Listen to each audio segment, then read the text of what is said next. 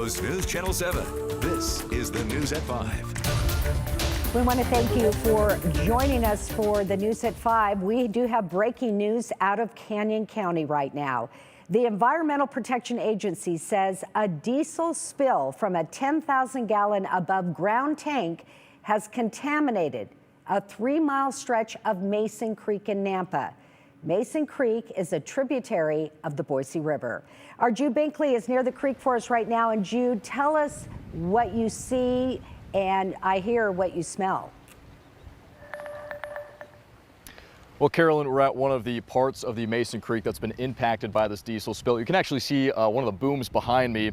Now, we're not sure exactly where the truck yard is, where this diesel spill started, but we do know it's roughly 3 miles upstream of where Mason Creek empties into the Boise River. Now, you may or may not be able to see the sheen from the diesel in the camera here, but let me tell you one thing that doesn't come through the screen is the smell. It is very powerful, pretty overwhelming. Now, the EPA says that responders have placed booms at the site of the spill, as well as areas downstream. They're also trying to remove diesel from areas where they can in this stretch of the creek, as well as the Boise River if that's necessary. Now, this spill has warranted a response from Nampa Fire, the Department of Environmental Quality, the Office of Emergency Management, and the EPA. Now, I spoke with someone who lives just downstream of the spill. She told me they first noticed crews from the fire department in this area around 7 o'clock last night.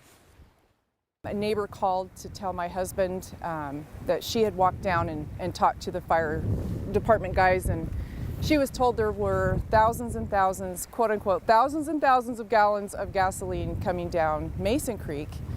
And she was kind of concerned about some little critter she saw coming out of the water and was calling to find out, what is that? What do you think's going on? And anyone who lives along this section of the creek is being asked to keep their pets and livestock away from Mason Creek.